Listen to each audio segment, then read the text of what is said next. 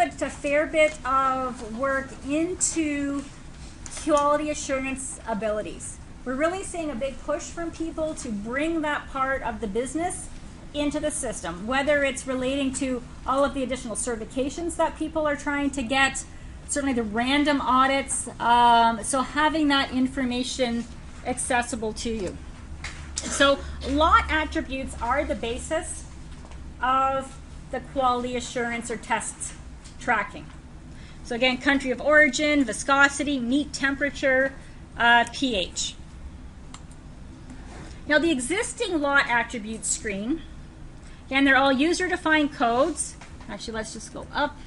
And the attribute types are the same as with the item attributes. You've got the yes, no flags, numeric, date, text. But there's also a couple more types that have been added. And this is with the other attributes as well. It's not just with this one. So there's the comments, which is an open field, so allows for more data entry than what the text one would. And lookups. And there's two kinds of lookups. So a lookup is simply, you know, similar to when you're picking the customer code or an item code on a selector screen, you're picking it from a list of pre-existing values. So that's going to be very beneficial to you to ensure consistent data entry into your attributes. So the one lookup is looking at an existing Minotaur table. Maybe you do private label products and this SKU is Sobeys SKU and that SKU is Loblaws SKU. So you could use the lookup to look at the customer master and pick the applicable customer code. There's also user-defined lookups. So again, it could be whatever is relevant to your business, but essentially you're creating the values that are going to be visible in that lookup. The present column indicates whether it's by default always going to be there or not, and if there's a default value. Do you always want that particular attribute to be flagged as yes or no, that sort of thing. Now, the enhancements that we've done, again, were developed for a specific customer. So if it's not, exactly what you're looking for, again, talk to your project manager. Certainly, tweaking it is not an issue. So the enhancements involved increasing the ease of organization of the attributes, because this particular customer had like 20 different tests. So a lot of different tests to manage for a given SKU. And the ease of inputting of those test results. So we've added to the lot attributes screen a type column. And the type column is used to group the types of tests. So it could simply be quantitative, qualitative. Could be, microbial, physical, taste, However you want to think of it, or you want to group the various tests. You can also assign security. So once you've got all those groups, maybe Wendy can only do the microbial testing, and Judith can do the physical testing. So you can assign the security as well to those attribute groups. Now when you're entering the QA test results, again, here on the first screen when I go into the blueberry pie filling, I see all the different groups. And again, this is sample test data, so there are a ton of groups. You typically would not have that many, of course, but you can go into whichever group, F9 or calculate, and when I go into that group, I see the tests that have been assigned to that group. Now again, with the enhancements, it only brings up the tests that are not only part of that group, but also specific to that product. Okay, so here for the blueberry pie filling, I see assay and water tests.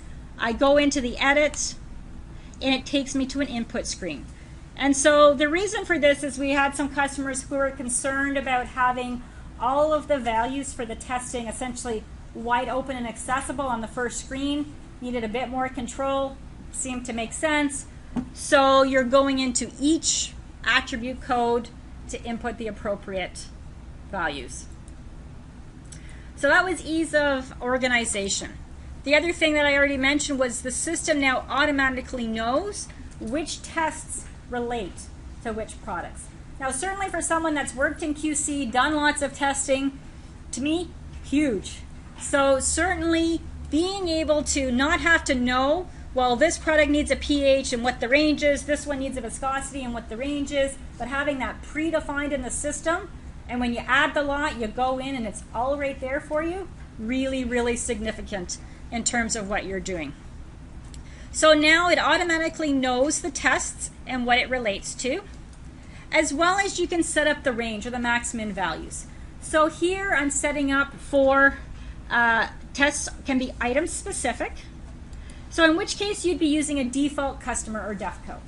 So it doesn't matter which customer this is for, blueberry pie filling requires these tests within this range. So for those of you that are using the customer criteria in the existing way of doing things, you might remember that with customer criteria, I can say, well, you know, in general, my customers want a pie filling with a pH no higher than 26.5, but Walmart says they want a pie filling that's a different range. Or one of your customers, Walmart, requires a lot with a longer shelf life. So there's different ways that you might need to set that up. And so the system would only suggest the lots for picking that meet that customer specific criteria. So we've got products, test results, customer or item specific. There's a force column. Again, and this was specific to them, that they wanted to, they wanted to either force it. So they wanted the system to not allow the lab to enter a test result outside of the range. So their process was, it's outside of the range, you're tweaking the batch and retesting it, and it's only when it's in the range that it's going in the system. So that was a force. There's a warn, which allows them to enter a test result outside of the specified range, but it warns that you're outside of the range. Or never doesn't do anything. It allows you to input whatever value, and it's not checking it against a default. Is it, like if you actually tested and entered in and it's outside of the range, you have to go back to manufacturing and make some adjustments? That was their process, that's right. Does it save the original number in there, and then you have to put a new number in? No, in the way it was programmed for that particular customer, no, it's not allowing them to put that number in. If you wanted to save that number, you might just put it with a warning. Then they could go do their test and come back and enter it again. But it's not saving, in this particular instance, the out of range test.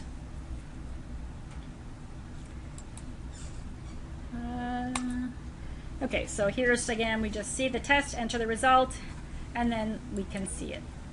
So there's an audit report that shows, you know, all the transactions within that QC part of the module. So entering tests, changing tests, you know, just a little tracker. There's also a new transfer screen that was added as part of that. And I think this transfer screen could certainly have value in other aspects of the system as well, more, you know, standard or traditional transfers. So in this particular one, it comes up with, you know, it's transferring from QC because that was the default that was required for the QC app. But rather than having you indicate all the products and what you want to send, it says, okay, you're transferring from QC, shows me everything that's in QC in stock and the lots. So here I'm showing, you know, the various products and lots and the quantities. So you can see on the far right hand column there's a check or a yes, a check mark. And so I'm just checking off the ones that I'm transferring it. So making that transfer process certainly much simpler. The added columns on this particular one, because again it does relate to the QC, blank. So do any of those test results that are tied to the product, are they blank? Did I not do them? Are any of them out of range, out of whatever the tolerance was? And again, so it's just giving the QC folks some added information. They can go into the update column, go into those various test results, add additional information, and go from there. The other way that people are managing some of their QC is with the hold and release, so locked lots. So you can specify a locked lot. You can have product in non-sellable warehouse locations, so it's not considered available for sale. It's not considered part of your available inventory. so you can lock the lot. Some people will have systems where right on receiving, lots are locked right away. When they produce, automatically those lots are locked. And then they're released or unlocked in order to be used or shipped. Again, I talked a little bit already about plant floor data collection, really about adding additional controls. You might use it. We've had people looking at using tablets at receiving.